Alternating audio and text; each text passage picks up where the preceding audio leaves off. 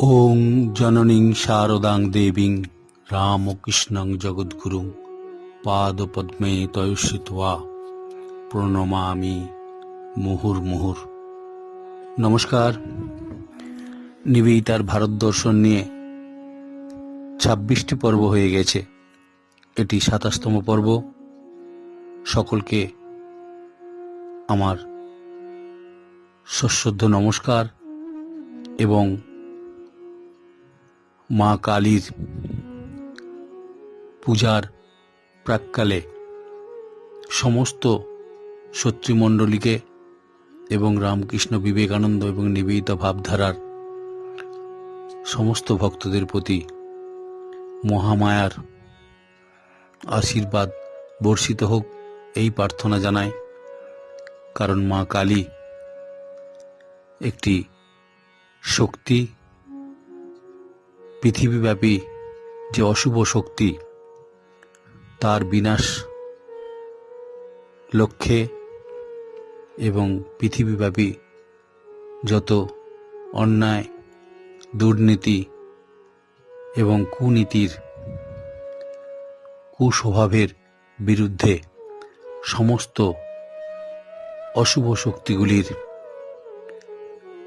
বিনাশ সাধনে আজ এই মহাশক্তি তথা শুভ শক্তির আবির্ভাব তথা মা কালীর আরাধনা। এইভাবেই হিন্দু শাস্ত্র অনুযায়ী মা কালীর উপাসনা করা হয়। আজকের বিষয়বস্তু নিবেদিতার জীবনে মা কালীর প্রভাব।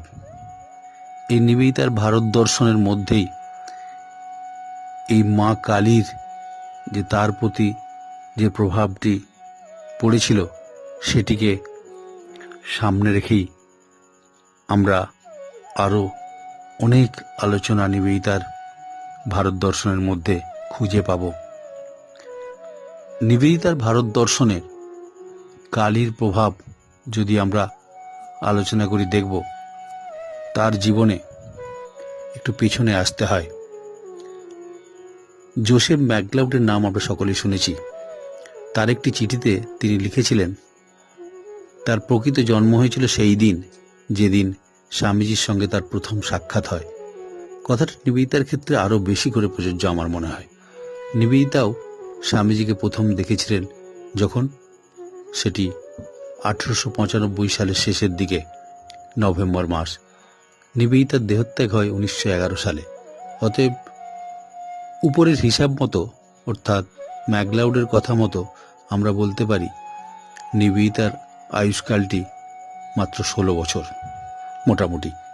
এই জীবৎকালে কালী নিবেদিতার মানস লোকে যে বিপুল উপস্থিতি নিয়ে বিরাজ করতেন তা তার জীবনীর পাঠক মাত্রই জানেন। এই কারণেই জানেন নিবেদিতার প্রতিটি জীবনীকারকেই নিবেদিতার জীবনে কালী বিষয়টির প্রতি বেশ কিছুটা মনোযোগ দিতেই হয়েছে। সেক্ষেত্রে প্রবাজিকা মুক্তিপ্রাণাজি বলুন বা আত্মপ্রাণাজি বলুন, তার ইংরেজি গ্রন্থে, মুক্তিপ্রাণাজির বাংলা গ্রন্থে অধ্যাপক বিশেষ করে শঙ্করী প্রসাদ বসু আরও বিস্তারিত নিবেদিতার লোকমাতা পুস্তকে এ সম্পর্কে বিশেষভাবে আলোকপাত করেছেন। বিশেষ করে প্রথম খণ্ডটিতেই কালী দি মাদার, যেখানে বিশেষভাবে পরিচালিত হয়েছে। এছাড়া ভগিনী নিবেদিতার জন্মশতবার্ষিকী স্মারক গ্রন্থে লেখিকা নারায়ণ দেবী মৃত্যুরূপা মহাকালী শীর্ষক কাব্যরস সমৃদ্ধ একটি নিবন্ধে এক বিশেষ দৃষ্টিকোণ থেকে নিবেদিতার কালী সাধনার তাৎপর্য নিরূপণ করার চেষ্টা করেছেন। বর্তমান আলোচনার মধ্যে আমরা নিবেদিতার কালী সাধনার সামগ্রিক রূপটাকে একটু দেখার চেষ্টা করব। আবার নিবেদিতার নিজেরই স্বামীজির যে বিখ্যাত কবিতা কালী দি মাদার, সেটিকে সামনে রেখে তার যে কালী দি মাদার বইটি 1900 খ্রিস্টাব্দে পাশ্চাত্যে প্রকাশিত হয়েছিল, সেই বইটির মধ্যেও কিন্তু তার যে কালী ভাবটি বিভিন্ন দৃষ্টিকোণ থেকে এমনভাবে প্রকাশিত হয়েছে, তার ভিতটি কিন্তু কলকাতাতেই। নিবেদিতা ভারতবর্ষে 1898 খ্রিস্টাব্দে আসার পর থেকেই আমরা লক্ষ্য করব তিনি ঘুরে ফিরে তার গুরু এবং তার গুরু ভাইদের কাছ থেকে যেসব কথাগুলি শুনছিলেন, ভগবান শ্রীরামকৃষ্ণ তার গুরুর গুরু, অর্থাৎ তার গুরু এবং তার গুরু ভাইরা এবং তাদের গুরু স্বয়ং শ্রীরামকৃষ্ণ দেবের লক্ষ্য অভীষ্ট সেই মহাশক্তির মা ভবতারিণীর রূপটি তথা দক্ষিণেশ্বরের মন্দির, তাকে কেন্দ্র করেই সমস্ত কিছু ঘটেছিল। তাই নিবেদিতা তার the master as I saw him গ্রন্থে একটি সুন্দর জায়গায় সুন্দর কয়েকটি কথা লিখছেন। সেখানে তিনি বলছেন, ওই নারীটি অর্থাৎ রানী রাসমণি যদি সেদিন দক্ষিণেশ্বরের সামনে গঙ্গা তীরে স্বপ্নে দর্শন না করতেন মা ভবতারিণীকে, তাহলে কিন্তু ওই দক্ষিণেশ্বরে ভবতারিণীর মন্দিরটি তৈরি হতো না। আর যদি ভবতারিণীর ওই মন্দিরটি না তৈরি হতো, তাহলে শ্রীরামকৃষ্ণ তার পূজক রূপে সেখানে তার আবির্ভাব করত না। আর যদি শ্রীরামকৃষ্ণ দেব সেখানে আবির্ভাব না করত, আমরা বিবেকানন্দকেও পেতাম না তার সান্নিধ্য লাভের জন্য। আর বিবেকানন্দ যদি তার সান্নিধ্য লাভ না করতেন, তাহলে তাকে আমরা পেতাম না, পাশ্চাত্যের মানুষেরা ভারতবর্ষে জানার আগ্রহী হতে পারতাম না, এবং আমারও এদেশে আসা সম্ভব হতো না, এদেশের মানুষের সেবা করার সুযোগও ঘটত না। অর্থাৎ একটি নারীকে কেন্দ্র করে সমস্ত কিছু ঘটেছিল। একটি নারীকে সামনে রেখে আর এক নারীর বিশ্বের মানব সমাজের মানব জাতির চেতনার উন্মোচন ঘটিয়ে দিয়েছিলেন যেন রানী রাসমণি সেদিন। এই নিবেদিতা পাশ্চাত্যের মানুষের কাছে যে কালী বা শক্তির রূপটি শুধুমাত্র পহেলিকা নয়, পাশ্চাত্যের ঐতিহ্যে ঈশ্বরের পিতৃ ভাবটিকেই নিবেদিতার কথাতে ফুটে উঠেছে, যে পিতৃ ভাবটিকেই তারা যুগ যুগ ধরে সাধনা করে এসেছেন, এবং ম্যাক্সিমাম ওই পিতৃভাবের পিতার যে মাতা তথা মেরির কথা ভাবতে পারা যায়, কিন্তু সমস্ত শক্তির উৎস যে নারী প্রকৃতা স্বরূপ হতে পারে, সেটি কিন্তু এদেশে সেই নিবেদিতা আবিষ্কার করেছিলেন। এই মাতৃরূপের ঈশ্বর সাধনার প্রচলন কেবলমাত্র ভারতবর্ষে বিশ্ব মানব জাতিকে সন্ধান দিতে পেরেছে। এটি নিবেদিতা বোঝাবার চেষ্টা করেছেন সকল দৃষ্টিকোণ থেকে। নিবেদিতার যদি এই কালীর উপরে চিন্তা বা আলোচনাগুলিকে আমরা সামনে রাখি, দেখব নিবেদিতার কালীর প্রতি শ্রদ্ধা কবে থেকে আরো বেশি প্রগাঢ় হয়। প্রথম তো ওই তার গুরু ভাই স্বামী বিবেকানন্দের গুরু ভাইরা যেভাবে শ্রীরামকৃষ্ণদেব সম্পর্কে আলোচনা এবং দক্ষিণেশ্বর কেন্দ্রিক আলোচনা হয়, সেখানে প্রথমের দিকেই কিন্তু নিবেদিতাকে সেই মন্দিরে প্রবেশ করতে না দিলেও ঠাকুরের ঘরে বসে সেগুলিকে অনুভব করেছিলেন, এবং শ্রীরামকৃষ্ণ কোন শক্তির দ্বারা শক্তিমান হয়েছিলেন সে শক্তির আভাস পেয়েছিলেন। কারণ ওই ঘরে বসে ধ্যানের মধ্যে বসে তিনি অনুভব করেছিলেন বাইরে বৃষ্টির মধ্যে পঞ্চবটিতে কিভাবে ফুলের গাছগুলি নিজেদের মধ্যে কথা বলছে, কিভাবে সেই শক্তি তাদের মধ্যেও প্রকাশিত হয়েছে, সেটি তিনি অনুভব করছেন। এবং মায়ের একটি চিঠি বিশেষ করে আরও বেশি তাকে উজ্জীবিত করে। সেখানে তিনি মা বলছেন যে ওই সেই দক্ষিণেশ্বর আজও আছে, ঠাকুরের শরীর চলে গেছে, দক্ষিণেশ্বর মন্দির আজও আছে, পঞ্চবটি এখনো আছে। সেই পঞ্চবটির মধ্যে যে সমস্ত গাছপালা রয়েছে তারা এখনো সেই মা কালী তথা জগন্মাতার সঙ্গীত আজও তারা গেয়ে চলেছে। যাদের কান আছে তারা আজও সেই সঙ্গীত শুনতে পায়, সেটি জগন্মাতার সঙ্গীত। নিবেদিতার কানে যেন সেই সঙ্গীতের সুর চিরজীবনটি তার কানের মধ্যে ভেসে বেরিয়েছিল। নিবেদিতা যখন স্বামীজির সাথে এদেশে আসার পরে তার স্বামী বিবেকানন্দের তথা এই জীবন্ত ভারতবর্ষ রক্ত মাংসে গড়া ভারত প্রতিমা স্বামী বিবেকানন্দের সাথে ভারত পরিক্রমায় বেরিয়েছিলেন। সেই ভারত পরিক্রমাকালে তিনি ক্ষীরভবানীর মন্দিরে যখন এসেছিলেন অমরনাথ দর্শনের পরে, তিনি স্বামীজিকে লক্ষ্য করেছিলেন যে স্বামীজি শিব শিব করতে করতে শিব ভাবিত যে স্বামী বিবেকানন্দ হঠাৎ ক্ষীরভবানীর মন্দিরের এসে পৌঁছাবার আগে তার মধ্যে একটা শিশুসুলভ আচরণ এবং মাতৃভাব তার মধ্যে জাগ্রত হচ্ছে। এবং হঠাৎই ক্ষীরভবানীর মন্দিরে বেশ কয়েকদিন যাবৎ তিনি মাকে ওই পায়েসান্ন রান্না করে দিচ্ছেন, সেখানে ধ্যান করছেন এবং মায়ের সাথে যেন এক আত্মা হয়ে যাচ্ছেন, সেটি নিবেদিতা লক্ষ্য করছেন। হঠাৎই নিবেদিতাকে ক্ষীরভবানীর মন্দিরে কালিদি মাদার কবিতাটি রচনা করে তার হাতে তুলে দিয়েছিলেন। সেই তখন থেকেই নিবেদিতার কালীর প্রতি আকর্ষণটি যেন তৈরি হয়ে যায় নতুন করে।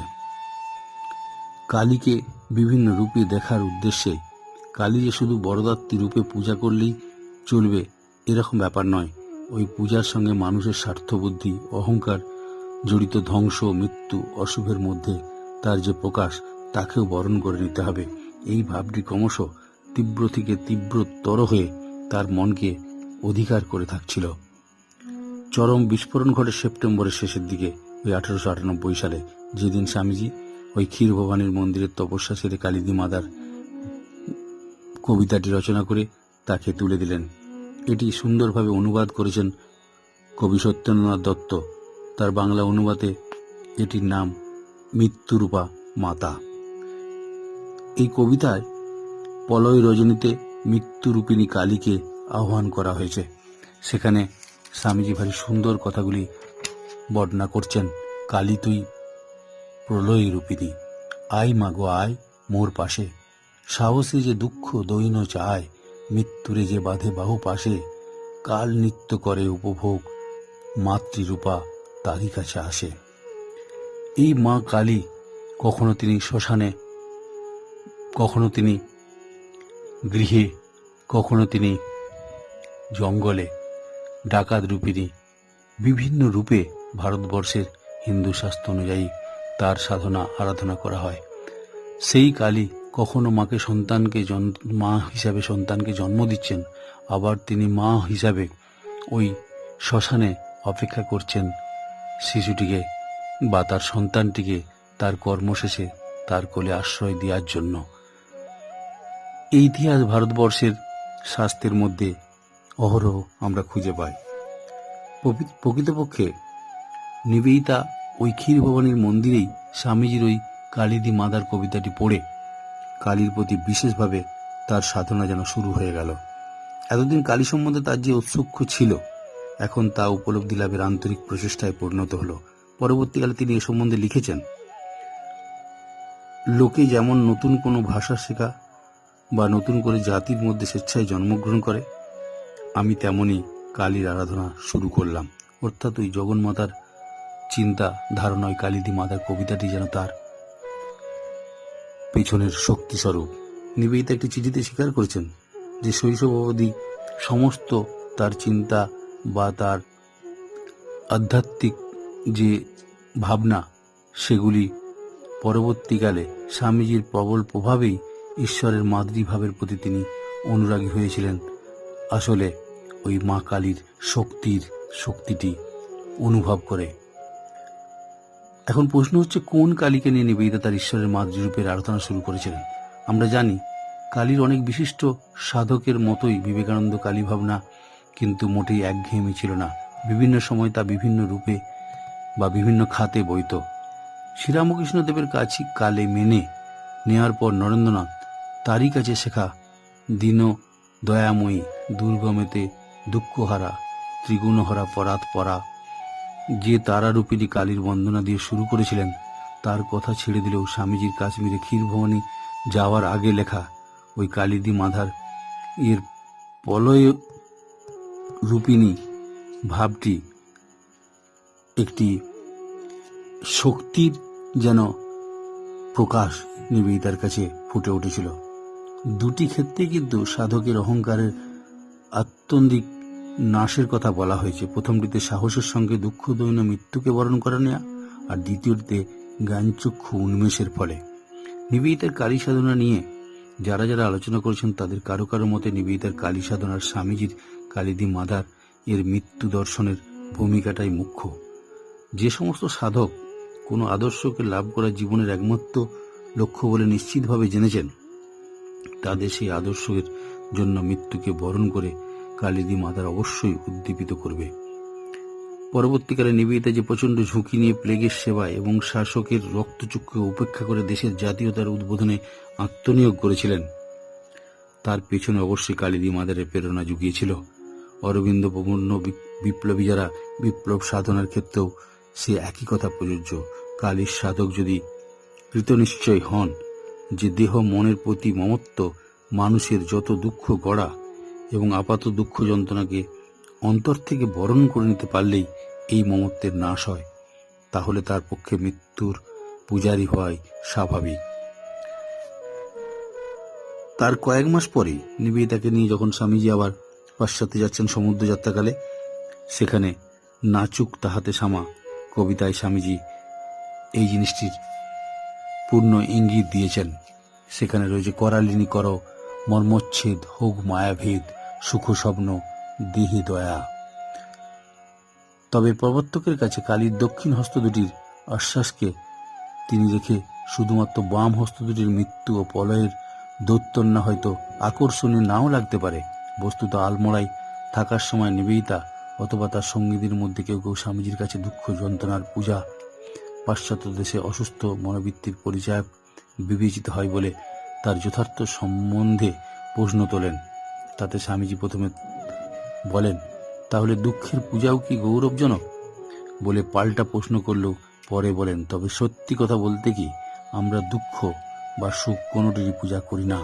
এদের মধ্য দিয়ে যা দুঃখ যা সুখ উভয়কে অতিক্রম করে তাতে পৌঁছানোর চেষ্টা করি মাত্র। অর্থাৎ এই নিবন্ধের প্রথমাংশেই আমরা কালী সাধনার পর্যায়টি চিহ্নিত করেছিলাম। নিবেদিতার মতো আদর্শবাদী সত্যধূষু সাধকের মধ্যে সমস্ত এই কালী চিন্তা ভাবনাগুলির মধ্যে অনেকভাবে ঘুরে ফিরে আসে। এই কালী পুজোর দিনেই কিন্তু নিবেদিতার স্কুলটি প্রতিষ্ঠিত হয়, আমরা জানি 13ই নভেম্বর 1898 খ্রিস্টাব্দ। 1899 খ্রিস্টাব্দে আমরা দেখব নিবেদিতা দুটি অসাধারণ বক্তৃতা দিচ্ছেন। একটি অ্যালবার্ট হলে কালী সম্পর্কে 13 ফেব্রুয়ারি, অপরটি 28 মে ওই বছরই কালীঘাটের ওই দালান বাড়ির চত্বরে। এই দুটি বক্তৃতায় নিবেদিতাকে এমন জায়গায় পৌঁছে দিল যে কালী সম্পর্কে তার উৎসাহ ভাবনা স্বামীজির গুরুভাই এবং স্বামীজির কাছে সমস্ত কালীর চিন্তা ভাবনাগুলিকে সংশোধন করে দিয়ে ভারতবর্ষের চিন্তায় ভাবনায় হিন্দু শাস্ত্রের কালী সাধনাকে সামনে রেখে বক্তৃতা দুটিকে তৈরি করে দেওয়া হয়েছিল, যেন কোনো ভারতীয়ই সাধক বা ভারতীয় কোনো হিন্দু শাস্ত্রজ্ঞ সেই সম্পর্কে বক্তৃতা দিচ্ছেন। দুটি ক্ষেত্রেই তিনি শুধুমাত্র কবিতার ভাবের মধ্যে নিজেকে সীমাবদ্ধ রাখেননি। কলকাতায় প্রথম বক্তৃতাটি কালিদি মাদার বই থেকে কালী সম্পর্কে নিবেদিতা তৎকালীন মনোভাবের যে পরিচয় পাওয়া যায়, আমরা এখন তা বিচার করে দেখব। তবে সেখানে বলা দরকার যে নিবেদিতার কালী বক্তৃতা ও তার বইয়ের বিষয়বস্তু ঠিক এক নয়। নিবেদিতা ওই 1899 খ্রিস্টাব্দেই তার কালিদি মাদার বইটি শেষ করেছিলেন। সেখানে কিন্তু এই বইটির নামকরণ তিনি স্বামীজির কাছ থেকে যেন ধার করেছিলেন, কারণ কালিদি মাদার থেকেই তার যাত্রা শুরু হয়েছিল। তাই এই কালিদি মাদার থেকেই তার যে কালীর প্রতি ঔৎসুক্য, কালীর প্রতি ভাবনা, কালীর প্রতি আকর্ষণ, এবং তিনি ঠিক করেই রেখেছিলেন যেন এই কালীকে সামনে রেখে তার পথ চলা হবে। ভারতবর্ষের আধ্যাত্মিক শক্তির যে প্রকাশ, যে শক্তির মূল সুর, সেটি যেন কালীর মধ্য থেকে নিবেদিতা গ্রহণ করছেন এবং কালীকে সামনে রেখে তার পথ চলা হবে। তাই কালিদি মাদার তার বইটি রচনা করেছেন এবং কালিদি মাদার বইটির মধ্যে বিখ্যাত শ্রীরামকৃষ্ণদেব এবং রামপ্রসাদকে নিয়ে একটি অধ্যায় রেখেছেন।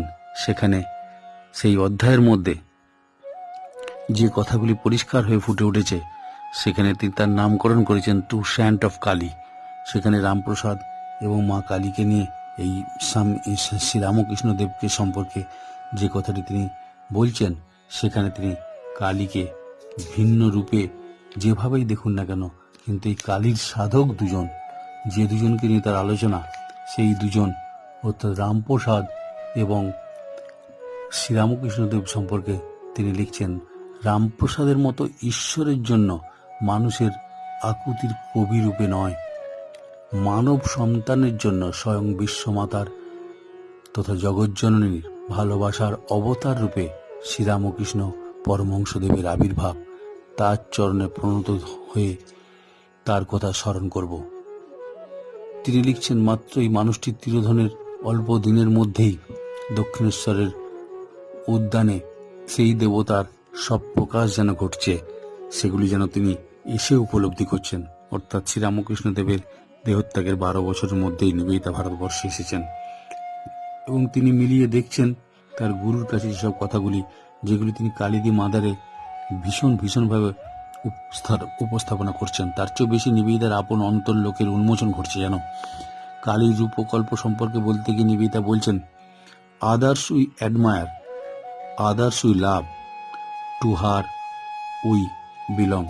অন্য সব রূপ আমাদের ভালো লাগে, তাদের আমরা ভালোবাসি, কিন্তু কালীর ক্ষেত্রে আমরা তারই। কতখানি আপন বোধ হলে এই কথাগুলি তার মুখ দিয়ে প্রকাশ পেতে পারে। এটি নিবেদিতার চিন্তার মধ্যে থেকেই, তার নিজের লেখা পুস্তকের মধ্যেই সেগুলি প্রকাশ পাচ্ছে। এই বইটির একটি অধ্যায়ে তিনি যেখানে ওই রামকৃষ্ণের জীবনে, রামপ্রসাদের জীবনে আলোচনা করছেন, নিবেদিতার দৃষ্টিতে রামপ্রসাদ হলেন ইন্টারপ্রিটার অফ ম্যান, অর্থাৎ interpreter of man's love in god, ঈশ্বরের প্রতি মানুষের যে প্রেম তার ব্যাখ্যাতা। আর শ্রীরামকৃষ্ণ সম্পর্কে নিবেদিতা এখানে বলছেন, তিনি great incarnation of the spirit of the mother towards her children. সন্তানের প্রতি জগজ্জননীর যে ভাব তারই মূর্তিমান রূপ। অর্থাৎ শ্রীরামকৃষ্ণ দেবকে যেন মায়েরই ভাবটি তার সন্তানের প্রতি যেমন প্রকাশ হয়েছে মূর্তিমান রূপে, মায়ের স্বভাবটি সন্তানের মধ্যে প্রকাশ পায় আমরা দেখেছি। আমরা এখনো বলতে শুনি গ্রামে গঞ্জে শহরেও যে ছেলেটি মায়ের মতো হয়েছে, মাতৃরূপা, অর্থাৎ মায়ের সমস্ত গুণগুলি পেয়েছে। সেই রকমই শ্রীরামকৃষ্ণ দেব সম্পর্কে তিনি বলছেন, সন্তানের প্রতি জগজ্জননীর যে ভাব তারই মূর্তিমান রূপটির নাম শ্রীরামকৃষ্ণ। বিষয়টি আরো বিশদ করে নিবেদিতা লেখেন, শ্রীরামকৃষ্ণের সর্বব্যাপী ভালোবাসা যা জগতের প্রত্যেকটি জীবের মুক্তির জন্য আকুল হতো, তাকেই একমাত্র মাতৃরূপিণী ঈশ্বর বলা যেতে পারে। অর্থাৎ only such love deserve the name of god the mother.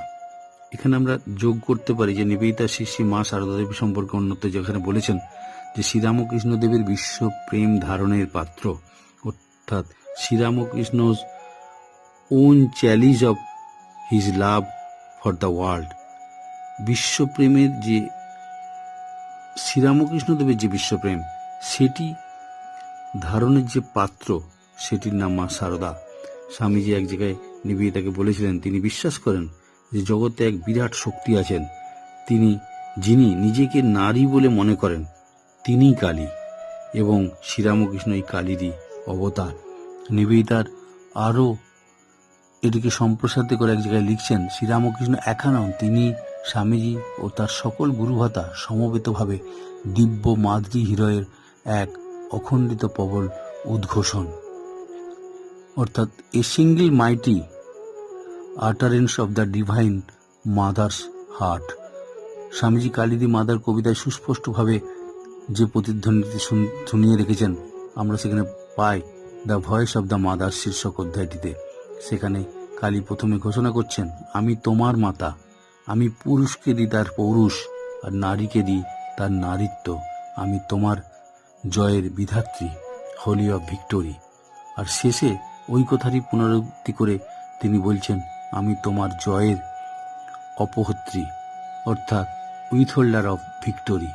বইটির 2টি অধ্যায় ভক্তের সঙ্গে ঈশ্বরের কথোপকথন নিয়ে ভক্ত ঈশ্বরের কাছে ব্যাকুল হয়ে আনতে চায় যে কিভাবে সে আর্তপ্রিয়জনদের দৈন্য দুঃখীদের দুঃখ লাঘব করতে পারবে। উত্তরে মাতৃরূপণা ঈশ্বর বলেছেন যে যারা দুঃখ পাচ্ছে তারাও তো তার সন্তান, ভক্তের অন্তরে জাগরিত তাদের প্রতি প্রেমও তো তারই। তাই সংগ্রাম ও আরতি তিনিই দিয়েছেন, যাতে ব্যাকুলতার মধ্য দিয়ে সবাই তার আসার পথ খুঁজে পায়। তিনি বলছেন, give me your heart and let me govern it alone.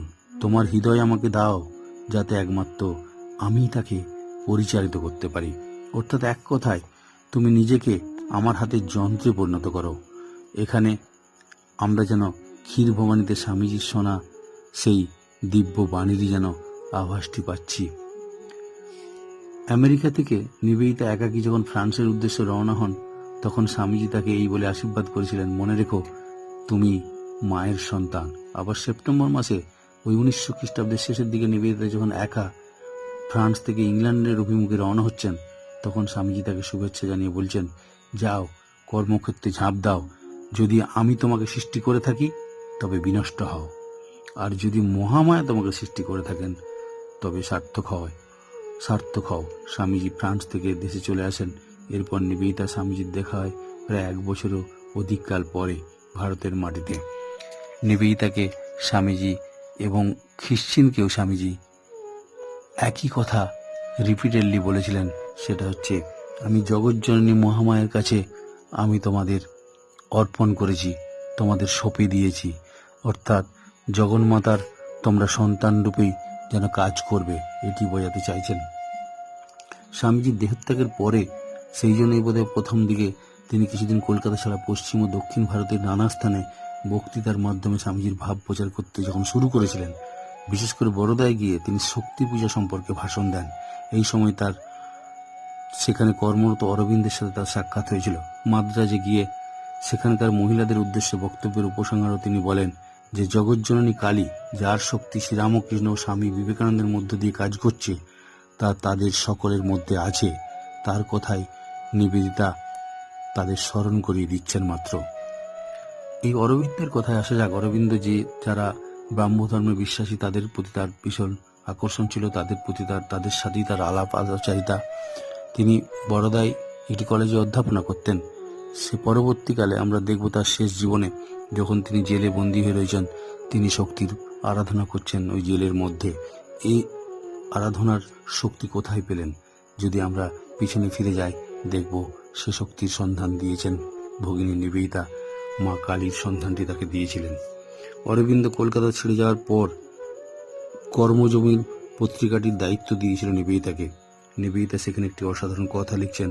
তিনি এই যে জাতীয় ভাব আমাদের দেশে, সেই জাতীয় ভাবটি আনার জন্য এই মহাকালী তথা মা কালীর শক্তিকেই তিনি যেন আহ্বান করছেন, এবং মা কালী যেন তাকে শক্তি যোগাবেন এই দেশমাতৃকাকে মুক্তি লাভের জন্য। সেটি কর্মজীবন পত্রিকাতে অরবিন্দের অনুপস্থিত তার সম্পাদকীয় কলমে তিনি লিখছেন একটি জায়গাতে একবার, হে জাতীয়তা, সুখ বা দুঃখ, মান বা অপমান, যে বেশি ইচ্ছা তুমি আমার কাছে এসো, কেবল আমাকে তোমার করে নাও। কালী কি এই সময় এই জাতীয়তার রূপ ধরেই তার কাছে উপস্থিত হয়েছিল? তাই কি ভারতবর্ষের স্বাধীনতা আন্দোলনের নিবেদিতার এত শক্তিময়ী রূপটি আমরা দেখতে পাই, যেখানে ভারতবর্ষের মানুষ তারা ভারতবর্ষে জন্মগ্রহণ করেছেন, অথচ দেশমাতৃকাকে শৃঙ্খল মোচনের জন্য ওই নিবেদিতার দ্বারস্থ হচ্ছেন, নিবেদিতার পরামর্শ নিচ্ছেন, নিবেদিতার শক্তিতে বলিয়ান হচ্ছেন। সেটি কি ওই মা কালীর শক্তি দ্বারাই নিবেদিতা পুষ্ট ছিলেন বলেই কি? আমরা নিবেদিতার আলবার্ট হলের যে কালী বক্তা এক জায়গায় তিনি বলেছেন, যদি ঈশ্বর অনন্ত ঈশ্বর ভালোবাসতে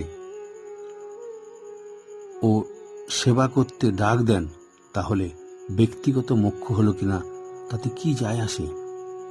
অর্থাৎ সমস্ত শক্তি দিয়ে ঝাঁপিয়ে পড়া দেশ সেবার জন্য, এটি নিবেদিতা যেন বোঝাতে চাইছেন। সে শক্তি অবশ্যই মা কালীর, মা ভবতারিণী। নিবেদিতার অনেক কাহিনীর মধ্যেই আমরা কালীকে বারবার খুঁজে ফিরে পাবো। নিবেদিতা কালী সম্বন্ধে অনুভব প্রকাশ করতে গিয়ে আমরা দেখি, একবার বিদ্যালয়ের বালিকাদের সঙ্গে নিয়ে তিনি চিড়িয়াখানায় গেছেন ভ্রমণ করতে। ক্যাঙারুর বাচ্চারা ভয় পেলে মায়ের পেটের থলি হয়ে লুকোচ্ছে দেখে বালিকাদের বিস্ময় প্রকাশ দেখে তিনি বলে উঠেন, দেখো দেখো মা, এই বাচ্চাগুলি খেলাধুলা সব করে, কিন্তু যেই দেখে শত্রু এসেছে অমনি মার কাছে নিরাপদ জায়গায় দৌড়ে যায়। আমাদের মা আছেন, আমরাও বিপদ দেখলে তার কাছে ছুটে পালাবো। যার মা আছেন তার আর ভয় কি জগতে? অর্থাৎ এই মা কোন? সেই শক্তি স্বরূপা মহাকালী, মা কালী। এই মা কালীর শক্তিতেই তো ভবতারিণী শ্রীরামকৃষ্ণ দেবকে শক্তি জুগিয়েছিলেন। সেই শক্তি তো ধী শক্তির মতো স্বামী বিবেকানন্দকে তিনি কাশীপুরে সর্বস্ব দিয়ে ফকির হয়ে গেছিলেন। সেই ইতিহাস তো আমাদের সকলেই জানা আছে। দ্য মাস্টার অ্যাজ আ সহিম গ্রন্থে নিবেদিতা লিখছেন ভারী সুন্দরভাবে। এই কালীর ধারণা ও ব্রহ্মের অদ্বৈত অনুভূতির মধ্যেকার বিরোধ তিনি লক্ষ্য করেছিলেন।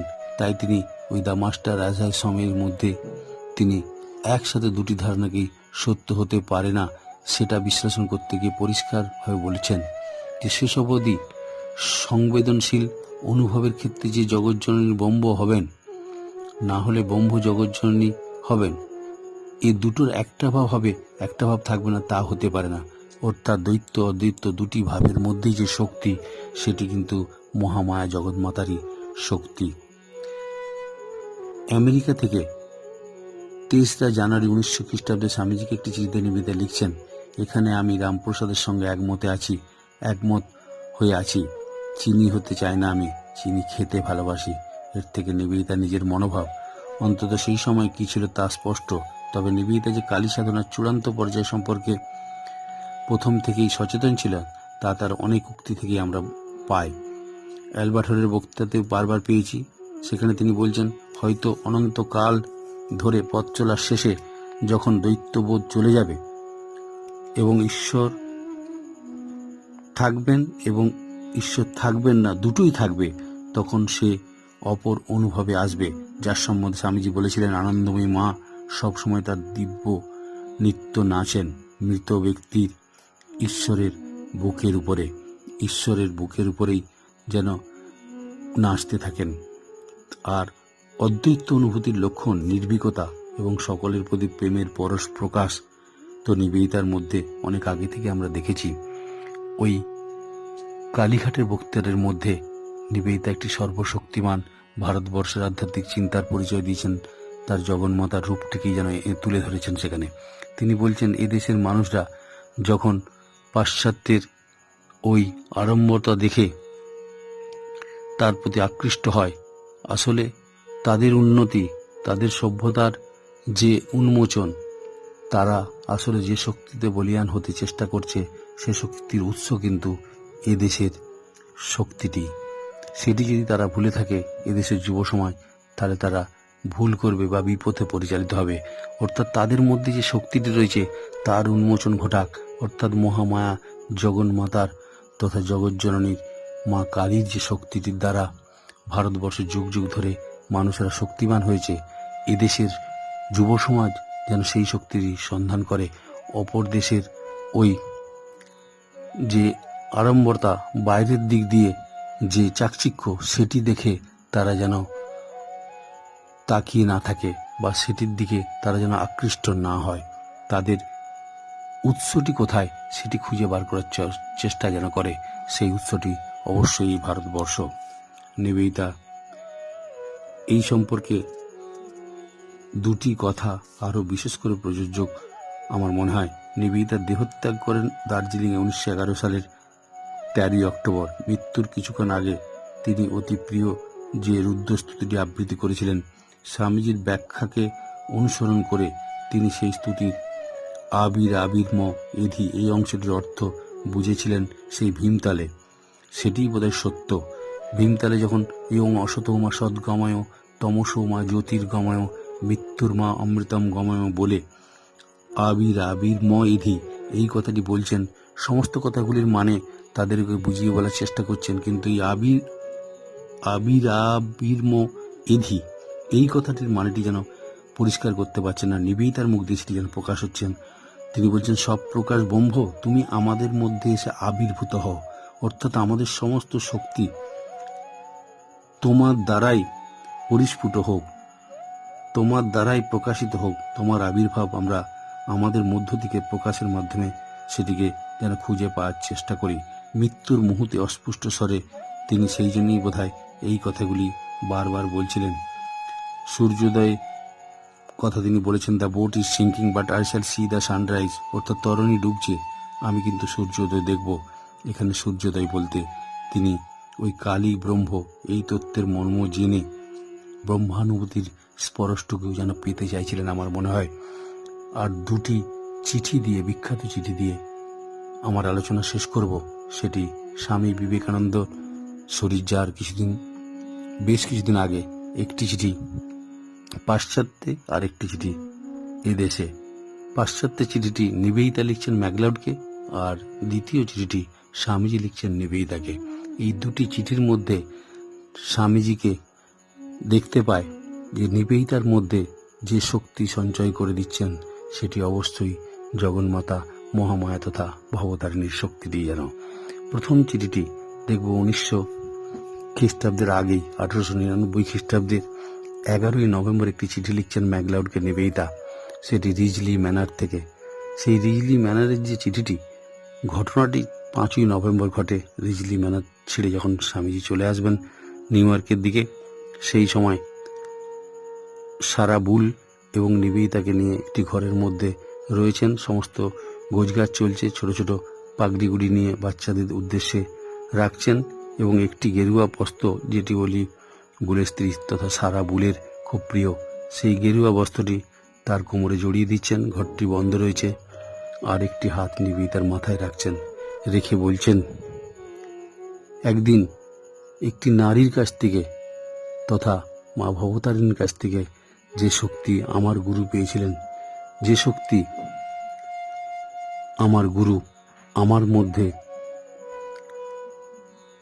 প্রবেশ করিয়ে দিয়েছিলেন, আজ সেই শক্তি এই দুই নারীর মধ্যে আমি দিয়ে তৃপ্ত হলাম। এর দ্বারা যা সম্ভব তোমরা তাই করো। অর্থাৎ এই জগন্মাতা তথা ভবতারিণীর শক্তিটির দ্বারাই নিবেদিতা ভারতবর্ষে কাজ করার সমস্ত শক্তিটি যেন পেয়েছিলেন। এটি তার প্রথম চিঠির মধ্যে প্রকাশ পায়। নিবেদিতা সেই চিঠিটি লিখছেন ম্যাকলাউডকে 11ই নভেম্বর 1899 খ্রিস্টাব্দ। দ্বিতীয় চিঠিটি 1902 খ্রিস্টাব্দে, সেটি স্বামী বিবেকানন্দের নিজের লেখা চিঠি। কাশী থেকে চিঠিটি লিখছেন কাকে না নিবেদিতাকে। নিবেদিতাকে বলছেন, তোমার মধ্যে সমস্ত শক্তি সংহত হোক, জগন্মাতার সমস্ত শক্তি তোমার মধ্যে কেন্দ্রীভূত হোক, তোমার শরীরে, হৃদয়ে এবং তোমার হস্তে সেই শক্তি দ্বারা তুমি বলীয়ান হও। মা জগন্মাতার সেই শক্তি আমার মধ্যে। শ্রীরামকৃষ্ণদেব যদি সত্য হন, তিনি যে শক্তির দ্বারা আমাকে সমৃদ্ধ করেছিলেন, যে শক্তি তিনি তার মহামায়ার কাছ থেকে তথা ভবতারিণীর কাছ থেকে পেয়েছিলেন, যে শক্তির দ্বারা তিনি আমাকে শক্তিমান করেছিলেন, তুমি তার থেকে সহস্র সহস্র গুণ বেশি শক্তিশালী হও। অর্থাৎ ওই জগন্মাতার শক্তিতেই তুমি সমৃদ্ধ হবে। তাই বিবেকানন্দের অসমাপ্ত কাজ করতে তার কোনো অসুবিধা হয়নি। বিবেকানন্দের শক্তির থেকেও যেন বড় শক্তি দেশমাতৃকার শৃঙ্খল মোচনে, তার দ্বারাই বোধহয় তাই ভারতবাসীরা উদ্বুদ্ধ হয়ে গেছিলেন দেশকে স্বাধীন করার উদ্দেশ্যে। সে শক্তি অবশ্যই মহামায়া জগজ্জননী তথা মা ভবতারিণীর শক্তি। আজ এই কটি কথা বলে কালী পুজোর প্রাক্কালে সেই অশুভ শক্তির বিনাশের উদ্দেশ্যে শুভ শক্তির আমাদের সন্ধানদাত্রী মহামায়া কালী তথা মা ভবতারিণী তথা মা জগজ্জননীর চরণে প্রণাম জানিয়ে সকলের মঙ্গল কামনা করে নিবেদিতার প্রতি মহামায়া তথা মা কালীর প্রভাবটি আলোচনা এখানেই শেষ করছি। ওম শান্তি শান্তি শান্তি হরি ওম তৎসৎ। শ্রীরামকৃষ্ণার্পণমস্তু।